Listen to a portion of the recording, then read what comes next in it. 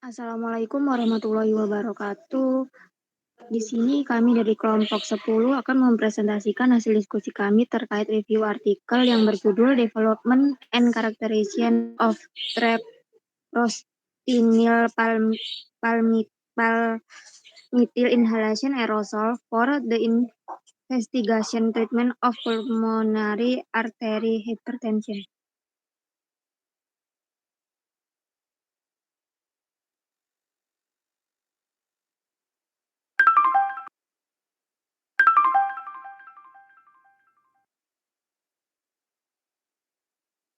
Dengan anggota kelompok 10 yaitu Rifana Fasnah, Nabila Kumairanta, Fahima, Rifda Herwidiani, Nanda Fibiola, dan Salsabila Wita.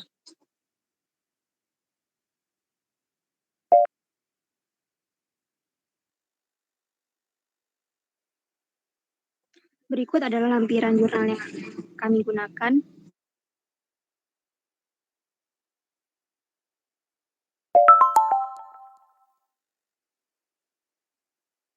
Yang pertama yaitu pendahuluan treprostinil atau TRS merupakan sebuah vasodilator paru prostasiklik yang dimana telah disetujui untuk pengobatan hipertensi arteri paru. Namun karena waktu paru dan eliminasi yang pendek yaitu 30 menit, pengobatan inhalasi PAH dengan TRE membutuhkan dosis yang sering untuk mempertahankan vasodilatasi paru. Untuk mengatasi kekurangan ini, para peneliti telah mengevaluasi banyak strategi untuk mengembangkan terapi alternatif yang dapat meningkatkan kenyamanan dan meningkatkan kepatuhan pasien, yaitu dengan mengembangkan terapi TRE inhalasi yang menggunakan inhaler dosis terukur bertekanan. Peneliti berhipotesis bahwa formulasi prodrug TRE yang diberikan melalui inhalasi dan dirancang untuk memberikan kemanjuran jangka panjang dengan efek samping yang berpotensi berkurang setelah prosedur administrasi sederhana, dapat memberikan pilihan pengobatan yang unggul untuk pasien PAH. Next. Berikut adalah gambar struktur dari TRE dan TP. Peneliti menawarkan rute pemberian yang lebih nyaman dengan mengevaluasi penggunaan inhaler, dosis meteran bertekanan atau MDI untuk pengiriman TP melalui paru dengan hipotesis bahwa formulasi MDI berbasis memiliki solusi yang sederhana yang terdiri dari produk TP, konsolven alkohol, dan jumlah eksipien minimal dapat secara efektif memberikan vasodilatasi jangka panjang dengan efek samping yang berkurang.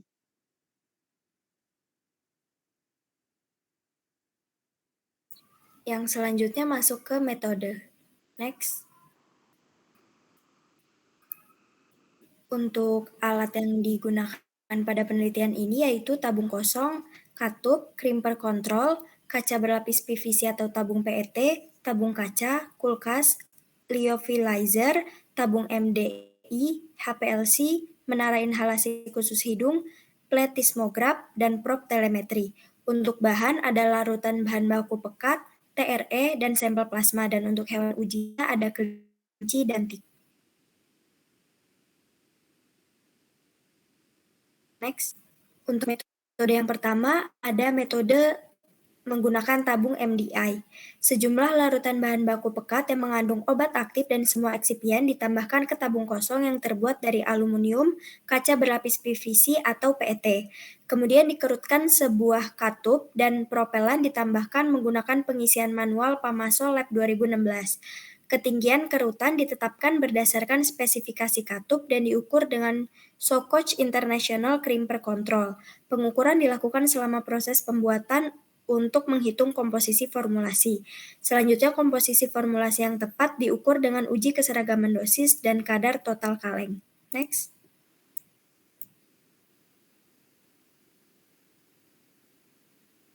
Selanjutnya untuk metode kelarutan. Dilakukan studi kelarutan kualitatif untuk menyaring formulasi yang berbeda untuk stabilitas dari larutan. Sampel disiapkan dalam kaca berlapis PVC atau tabung PET dan dilakukan pemeriksaan visual untuk melihat pengendapan bahan yang tidak larut. Kemudian 5 tabung kaca berisi TPIA W ditempatkan pada pada 5 derajat Celcius dan 15 derajat Celcius untuk mengatur waktu larut. Digunakan kulkas untuk memelihara suhu 5 derajat Celcius dan lyophilizer untuk suhu 15 derajat Celcius. Semua tabung berisi endapan kemudian ditempatkan di bangku laboratorium dalam suhu kamar setelah diinkubasi 24 jam. Diamati secara visual pada interval 30 menit untuk melihat waktu kembali larut. Next. Selanjutnya ada performa aerosol. Dilakukan karakterisasi APS-DTP dalam formulasi MDI dengan penentuan MMAD, standar deviasi geometris, diameter di mana 90 dan 10% dari distribusi kumulatif jatuh, FPF, dan FPD. Semua pengujian tersebut dilakukan pada debit 30 liter per menit pada kondisi lingkungan 23 derajat Celcius dan kelembapan relatif 50%. Sebelum dilakukan percobaan, disiapkan tabung MDI 3 kali ke dalam wadah limbah dan disimpan untuk kuantisasi. Kuantisasi dilakukan melalui perhitungan kurva kalibrasi log-log linier 7 titik eksternal dari log area puncak TP versus log KCKT atau HPLC dan detektor aerosol bermuatan. Next. Selanjutnya dosis melalui penggunaan. Dilakukan evaluasi dengan melakukan DDU dan juga APSD selama penyimpanan tabung dalam kondisi sekitar. Karakterisasi APSD dan pengujian DDU dilakukan pada aktuasi pertama atau awal, aktuasi ke-100 atau tengah, dan aktuasi ke-200 atau akhir.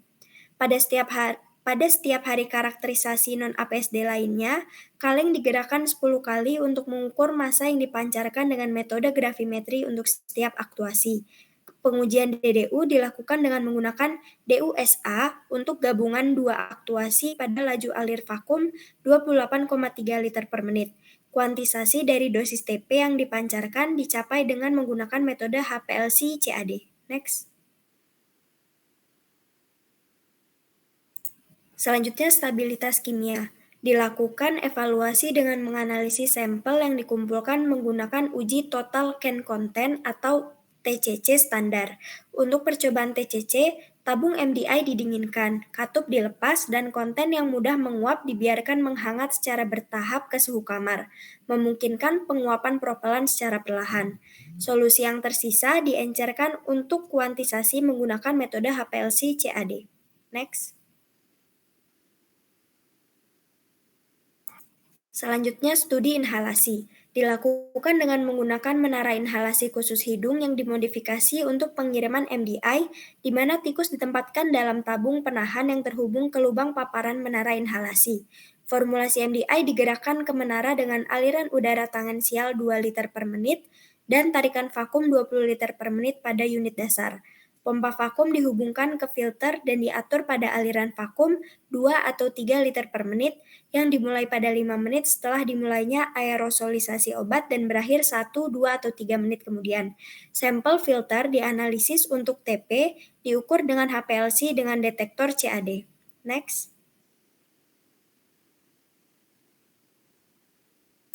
Yang selanjutnya, analisis farmakokinetik. Analisis farmakokinetik plasma dan paru dilakukan dengan program PK Solver yang merupakan program tambahan untuk Microsoft Excel. Parameter PK dihitung dengan modul non-compartmental analysis after extravascular input under. Next. Selanjutnya untuk perhitungan dosis, dosis yang diberikan dihitung berdasarkan konsentrasi TP filter aerosol atau CF, volume menit pernapasan atau RMV, durasi paparan tikus atau D, fraksi deposisi atau DF 100%, dan berat badan tikus sesuai dengan persamaan delivered dose dan juga pulmonary dose. Next.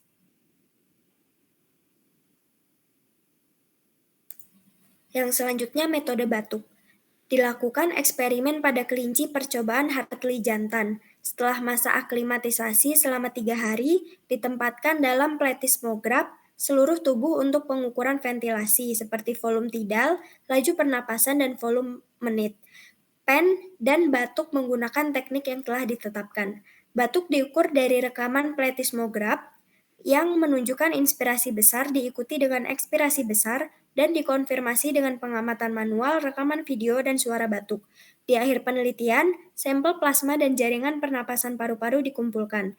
Semua sampel plasma dan jaringan pernapasan dianalisis untuk konsentrasi TP dan TRE. Next. Selanjutnya, khasiat dan penentuan PK. Dilakukan eksperimen pada tikus Prague Dowley jantan yang ditanamkan dengan prob telemetri di ventrikel kanan dan aorta. Pada tikus telemeter, parameter kardiovaskular diukur pada interval tertentu selama percobaan tantangan hipoksia, termasuk interval 10 menit sambil menghirup udara normoksik dan interval 10 menit segera setelah terpapar udara hipoksia. Peningkatan RVPP karena tantangan hipoksia diukur sebelum paparan obat dan pada 1, 6, 12, dan 24 jam setelah paparan artikel uji inhalasi seperti yang dijelaskan sebelumnya. Pada tikus PK, sampel plasma dikumpulkan pada waktu 0,5, 2, 4, 6, 12, dan 24 jam, dan jaringan pernapasan paru-paru dikumpulkan pada waktu 0,5, 6, 12, dan 24 jam setelah paparan obat. Semua sampel plasma dan jaringan pernapasan kemudian dianalisis untuk konsentrasi TP dan TRE.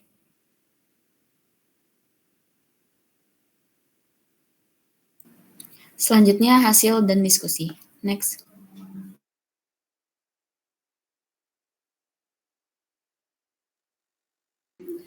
Yang pertama yaitu pengembangan formulasi, di mana dalam memilih formulasi yang sesuai, tujuan pada penelitian ini untuk memastikan pelarutan sempurna dalam kondisi penyimpanan normal dan ketika mengalami siklus pendinginan ataupun pemanasan. Karena TP memiliki kelarutan yang terbatas dalam propelan hidrofluoroalkana atau HFH murni yang tersedia secara komersial, maka penggunaan kosolven alkohol diperlukan.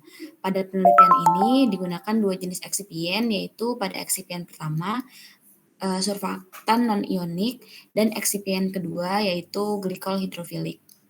Next.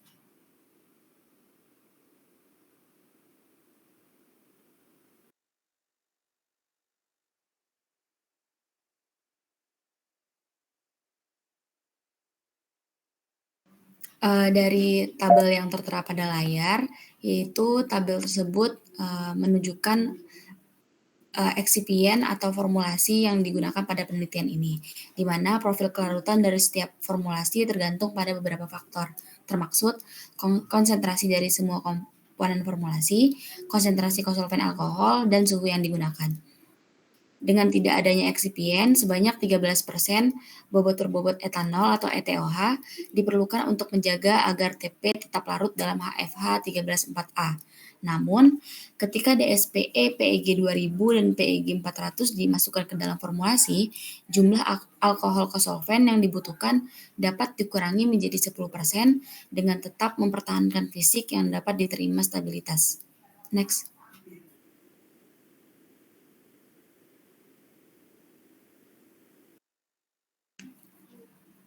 Selanjutnya, sebagian besar formulasi yang telah diuji larut pada suhu ruang untuk jangka waktu tertentu setelah pengisian tabung, tetapi gagal untuk tetap larut atau memiliki stabilitas fisik yang buruk selama penyimpanan jangka panjang atau lebih dari 1 minggu. Maka perlu dilakukan pengujian lanjutan, yaitu dilakukan percobaan pertama, tabung-tabung larutan heterogen disimpan selama 24 jam pada suhu 5 derajat Celcius dan kemudian mencatat lamanya waktu yang diperlukan agar tabung-tabung tersebut menghasilkan larutan yang homogen. Dari percobaan tersebut dihasilkan TPIAW dibutuhkan waktu kurang dari 30 menit pada suhu ruangan untuk terbentuk larutan homogen. Pada percobaan kedua, yaitu dilakukan percobaan terbalik, di mana tabung larutan homogen yang disimpan pada suhu kamar dalam kondisi dingin dan jumlah waktu untuk menginduksi pengendapan dicatat. Dari percobaan tersebut dihasilkan TPIAW diperlukan waktu sekitar 4 jam untuk terjadinya pengendapan. Next.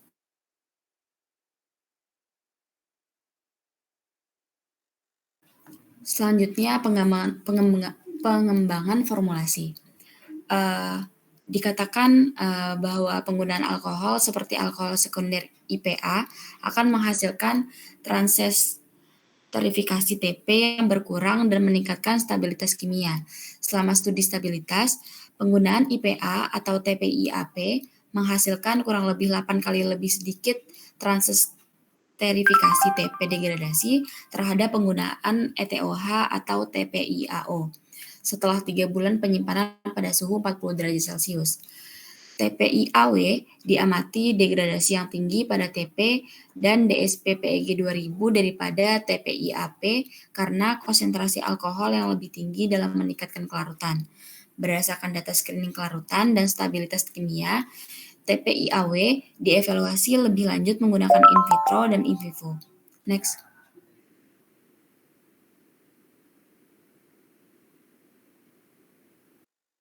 Selanjutnya, kinerja aerosol. Kinerja aerosol dari formulasi TPIAW dievaluasi dengan menggunakan studi distribusi ukuran partikel aerodinamis atau APSD menggunakan impactor atau NGI generasi berikutnya pada laju alir 30 liter per menit dan berbagai perangkat akuator yang tersedia secara komersial. Berdasarkan tabel yang tertera pada layar, menunjukkan bahwa konfigurasi akuator memiliki dampak yang signifikan pada fraksi partikel halus atau FPP dan dosis partikel halus atau FPD, di mana jika ukuran akuator lebih kecil atau diameter lubangnya lebih kecil, itu berhubungan dengan peningkatan FPD, yang dimana pada tabel tersebut nilai FPD-nya mencapai 74% dari dosis yang dipancarkan. Dan berdasarkan grafik yang tertera pada layar, dari data deposisi tahap NGI, efek dari pengurangan ukuran akuator terlihat sebagian besar pada deposisi tenggorokan yang berkurang atau menurun, dan peningkatan deposisi pada tahap 4, 5, dan 6 yang terjadi penaikan. Next.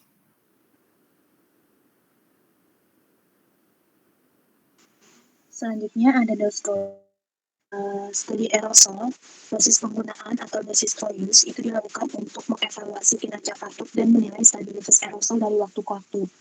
Dari gambar 4 ini dapat dilihat bahwa aktuasi pertama itu sampai akhir itu tidak ada perbedaan yang spesifik di antara semua parameter yang dipertimbangkan. Data menunjukkan bahwa kinerja aerosol itu tetap tidak berubah untuk formulasi TPIAW, terlepas dari jumlah aktuasi yang sebelumnya terjadi. Next. Selanjutnya ada studi farmakokinetik. Studi farmakokinetik ini dilakukan pada tikus Sprague-Dawley dengan menggunakan berbagai macam formulasi TPIA untuk menilai efek eksipien pada profil TPPK. Peneliti pada jurnal ini berhipotesis bahwa eksipien yang berbeda atau rasio eksipien itu akan mengubah pola deposisi dan kinetika di solusi TPIA, sehingga bisa mengubah profil farmakokinetik TP. Dosis yang diberikan yaitu dosis yang disajikan di hidung tikus dihitung untuk masing-masing artikel uji sesuai dengan persamaan 1 yang sudah ditunjukkan pada bagian metode sebelumnya. Secara umum diasumsikan bahwa 10% dari dosis yang diberikan disimpan di paru-paru. Paru-paru yang sebenarnya. Dosis paru yang sebenarnya ditentukan untuk setiap benda uji berdasarkan konsentrasi TP di paru, berat paru, dan berat badan sesuai dengan persamaan 2. Seperti yang ada pada metode sebelumnya juga. Hasil perhitungan dosis dirangkum pada tabel yang ada di samping. Next. Selanjutnya berikut adalah tabel hasil perhitungan TPIQ paru-paru, plasma TREPK, dan lainnya. Next. Setiap formulasi TPIA yang diuji menunjukkan peluruhan eksponensial orde pertama di TP paru dan TRE selama 24 jam dengan kinetika eliminasi yang sebanding dengan yang terlihat pada TPIS nubul. Nilai TPIQ, Cmax, dan AUC 0-24 jam paru-paru tertinggi untuk TPIAW pada tabel yang sebelumnya, dan terendah untuk TPIAS konsisten dengan variasi dosis yang diberikan yang dihitung dari data filter. TPIQ, paru, dan Tmax identik untuk setiap formulasi TPIA yang diuji. Tes setengah atau waktu paruh plasma yang terhitung untuk formulasi ini bervariasi dari minimum 2,5 jam untuk TPI-AK hingga maksimumnya 8,5 jam untuk TPI-AW. Tmax plasma sangat konsisten pada setengah jam untuk semua, kecuali TPI-AE dan TPI-AJ yang memiliki nilai Tmax 2 jam. Hasil ini menunjukkan bahwa komposisi formulasi dan total dosis yang diberikan berdampak profil farmakokinetik. Next.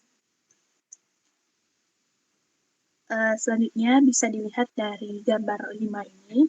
Untuk formulasi utama TPI-AW, TPIQ paru memiliki waktu paruh yang dihitung sebesar 8,01 jam ketika diberi dosis 62,2 mikrogram per kilogram dan 11,29 jam ketika diberi dosis 115 mikrogram per kilogram.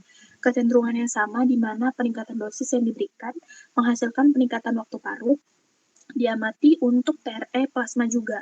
Untuk TPI-AW, waktu paruh TRE plasma adalah 8,5 jam ketika diberi dosis 62,2 mikrogram per kilogram dan 7,1 jam ketika diberi dosis 115 mikrogram per kilogram. Next.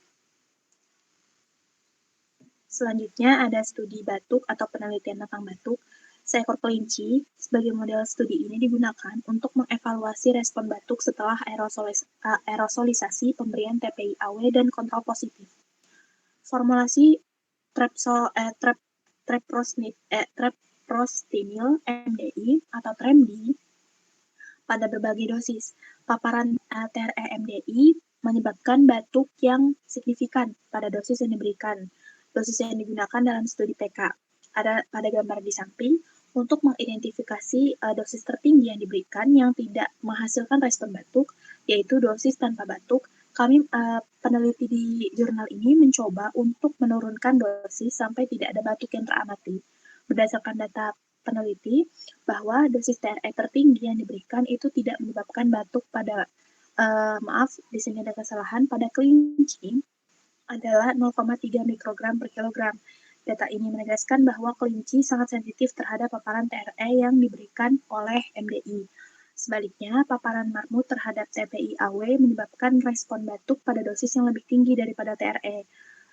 Peneliti mengamati 48,3 kurang lebih 21,1 batuk untuk dosis paru, TP 73,1 kurang lebih 21,5 mikrogram per kilogram berat badan. Ketika dosis semakin diturunkan, peneliti mengamati penurunan kejadian batuk. Next. Selanjutnya, respon dosis dari jumlah batuk versus dosis yang diberikan TPI-A ditunjukkan di bawah ini pada gambar 6B di samping.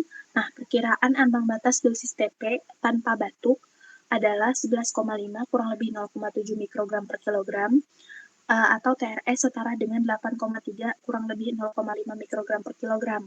Paparan pada kontrol kendaraan yang mengandung IPA saja atau IPA dan eksipien dapat ditoleransi dengan baik dan tidak menghasilkan respon batuk pada kelinci. Peneliti juga mengamati peningkatan yang signifikan dalam indeks PEN setelah terpapar MDI TRE, tetapi tidak dengan TPI-A. Ketika dosis yang diberikan dari MDI TRE adalah 97 mikrogram per kilogram, indeks PEN meningkat hampir 900%. Next. Berikut adalah hasil dari studi Koch atau penelitian tentang batuk. Next.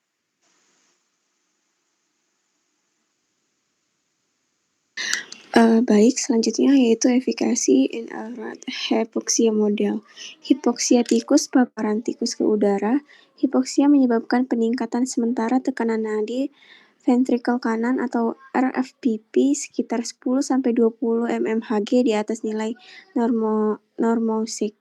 Setelah beralih kembali ke udara normal, RFPP dikembalikan ke nilai prahipoksia dalam waktu 10 menit. Kami mengevaluasi efek TPI-A dengan membandingkan YRFPP sama dengan RFPP hipoksia, YRFPP normaksia pada berbagai waktu hingga 24 jam setelah paparan obat dengan nilai yang diperoleh sebelum paparan. Paparan TPIA W pada dosis pemberian 115 mikrogram per kilo mengurangi YRFPP yang diinduksi hipoksia dengan pengurangan maksimum 8,12 mmHg yang diamati pada 6 jam. Efek penghambatan pada 12 jam sekuat pada 1 jam dan masih ada pada 24 jam. Tidak ada perubahan tekanan arteri sistemik. Selanjutnya diskusi. Yang pertama yaitu ada formulation. Pemilihan formulasi yang tepat dapat membuat sediaan tahan akan siklus pendinginan sampai dan pemanasan. TP memiliki kelarutan yang terbatas dalam propelen murni yang tersedia secara komersial. Maka diperlukan penggunaan kosolvent alkohol. Digunakan 2 eksipien yaitu surfaktan non-ionik atau lipid PEG-lasi dan glikol hidrofilik atau PEG 400 atau PG. Polyethylene glycol atau PEG 1000 digunakan dalam produk aerosol berbasis MDA yang telah disetujui oleh Symbicort. DSPE PEG 2000 merupakan bagian dari doksil suspensi liposomal yang dapat disuntik dan termasuk dalam daftar senyawa obat yang aman. Namun memungkinkan perlu dilakukan studi toksikologi tambahan dari TPIA. Etanol dan IPA adalah pelarut kelas 3. Menurut FDA Guidance Q3C menyatakan bahwa jumlah sisa pelarut 50 mg per hari atau kurang dapat diterima tanpa alasan. Jumlah IPA dalam sebuah formulasi yang diuji tidak melebihi 7 mg per aktuasi dan dosis IPA harian diharapkan tidak melebihi batas 50 mg. Surfaktan non-ionik DSPE PEG 2000 berfungsi sebagai dispersan setelah pengendapan partikel aerosol TPIA di paru-paru dan membantu mencapai profil pK target.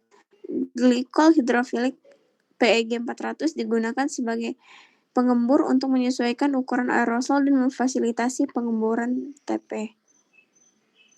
Perbedaan dalam distribusi ukuran partikel aerosol berhubungan dengan perbedaan profil pengendapan dalam saluran pernafasan. Penggabungan PEG 400 memungkinkan untuk menghasilkan aerosol dengan ukuran tetesan yang relatif konsisten dalam rentang yang dapat dihirup, yang menyebabkan deposisi tinggi secara konsisten di saluran udara saat memvariasikan konten TP dan surfaktan. Kosolvent alkohol, isopropil alkohol hadir pada 10% berat. Diperlukan untuk menemukan keseimbangan antara kelarutan formulasi dan stabilitas kimia. Dalam aplikasi ini, alkohol isopropil lebih disukai daripada ETOH karena penggunaannya menghasilkan stabilitas kimia yang lebih baik. Alkohol sekunder, IPA terhalang secara sterik dan karena itu kecil kemungkinannya mengalami reaksi transesterifikasi dengan TP. Terakhir, propelen HVA134A memiliki tekanan uap yang lebih tinggi daripada propelen lain yang diuji, yang menghasilkan kinerja aerosol yang lebih baik. Selanjutnya itu kelarutan. Studi kelarutan kualitatif digunakan untuk menyaring formulasi menggunakan teknik observasi visual.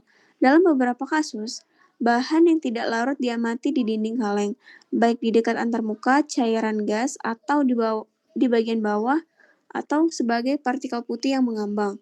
Pengendapan pada antarmuka cairan gas mungkin disebabkan oleh konsentrasi obat lokal yang tinggi pada antarmuka yang disebabkan oleh penguapan dan kondensasi uap berikutnya.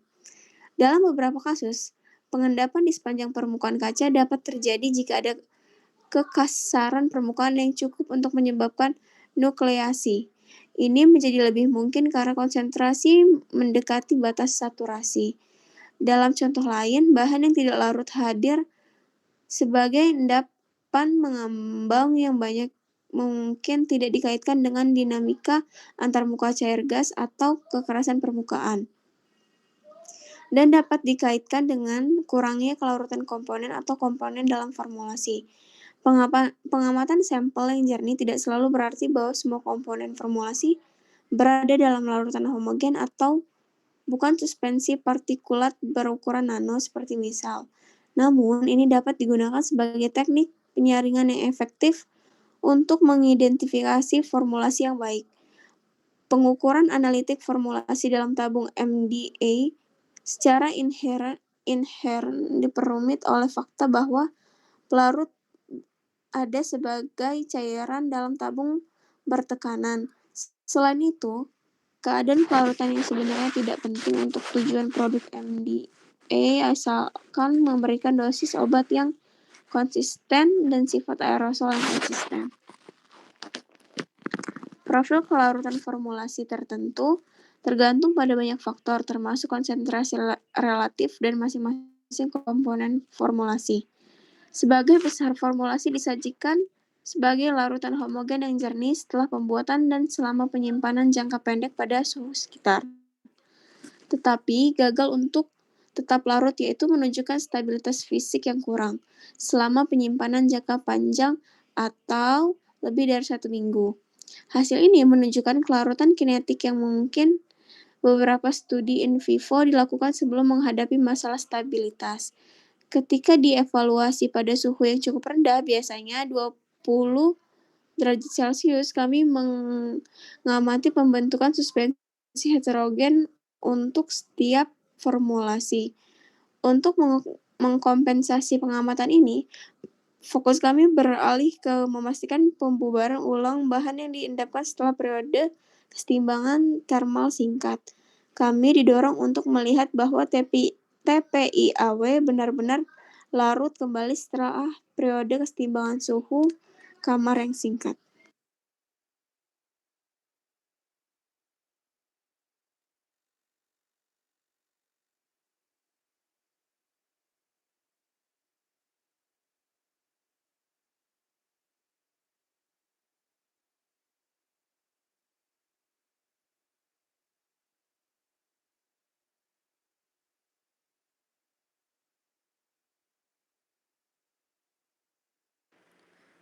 Selanjutnya aerosol performance.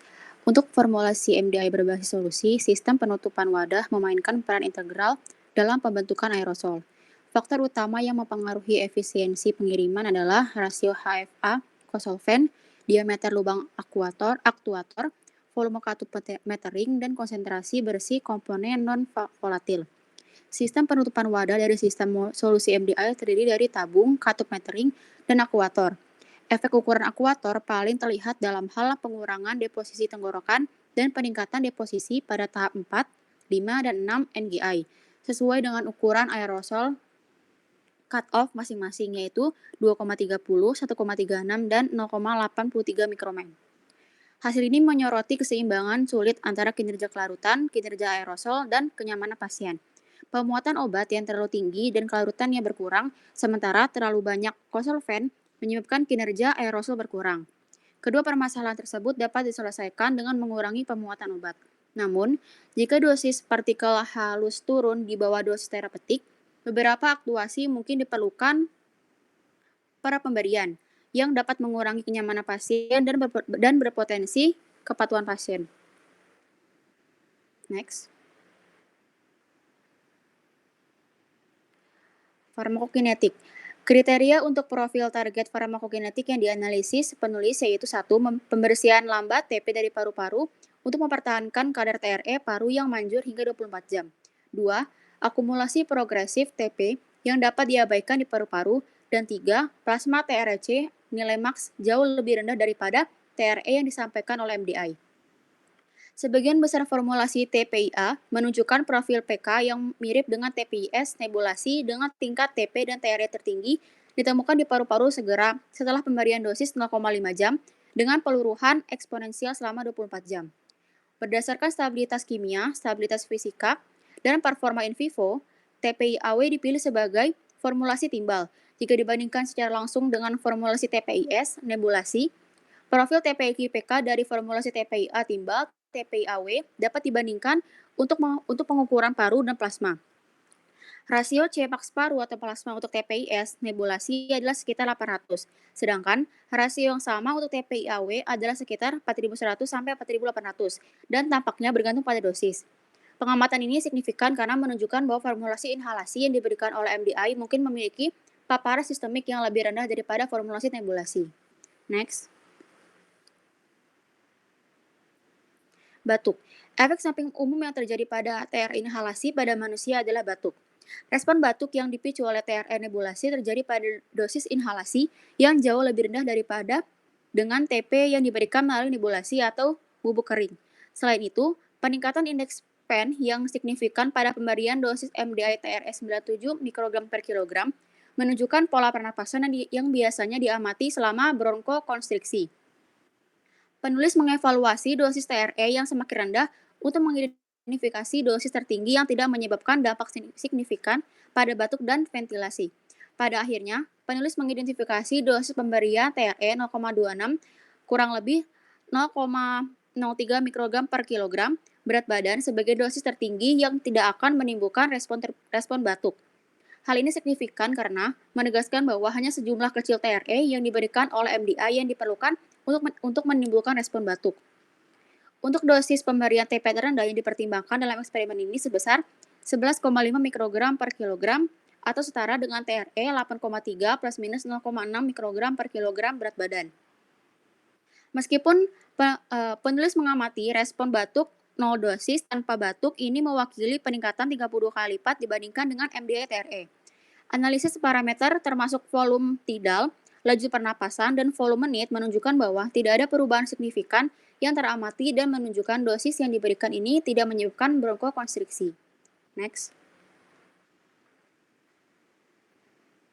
Terkait kemanjuran dites menggunakan tikus yang sebelumnya telah digunakan untuk mengevaluasi formulasi TP nebulasi yang menunjukkan inhibisi ampuh dan long-acting dari peningkatan RVPP yang diinduksi hipoksia tanpa perubahan MSAP. Paparan TPIA pada dosis yang diberikan 115 mikrogram per kilogram sangat mengurangi respon delta RVPP yang diinduksi hipoksia selama setidaknya 12 jam, dengan penghambatan maksimum dan signifikan secara statistik dengan P kurang dari 0,05 yang diamati pada 6 jam dan beberapa pengurangan RVPP pada 24 jam. Data ini menunjukkan bahwa dosis tunggal TPIA memberikan kemanjuran yang berkelanjutan. Meskipun dosis pemberian yang lebih tinggi mungkin diperlukan untuk mencapai pemberian sekali sehari. Ini harus dievaluasi dan dikonfirmasi dan dalam uji klinis sebagai bagian dari program pengembangan klinis.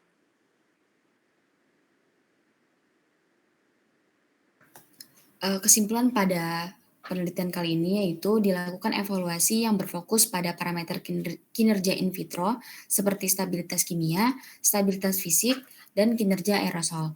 Diidentifikasi formulasi utama yaitu TPIAW yang terdiri dari TP, DSPE, PEG 2000, dan PEG 400 dengan rasio konsentrasi 1, 0,5, dan 3 mg per mili yang dilarutkan dalam propelan berbasis kosolven HFH13-4A atau IPA. Formulasi ini dioptimalkan dengan sebuah akuator dengan diameter internal lubang 0,2 mm dan panjang jet 0,5 mm. Maka dengan ini mencapai nilai MMAD 1,54 mikrometer dan FPF 0,74. Pengujian in vivo konfirmasi menunjukkan profil PK yang dapat diterima untuk inhalasi sekali sehari, kemanjuran setidaknya selama 12 jam, dan respon batuk yang berkurang efektif terhadap treprostinil inhalasi. Studi efikasi yang melibatkan tantangan hipoksia mengkonfirmasi efek vasodilatasi TPIA dosis tunggal selama setidaknya 12 jam. Secara keseluruhan, formulasi TPIA tampaknya menunjukkan profil praklinis yang menjanjikan yang memerlukan evaluasi lebih lanjut untuk pengembangannya menjadi kandidat klinis. Next.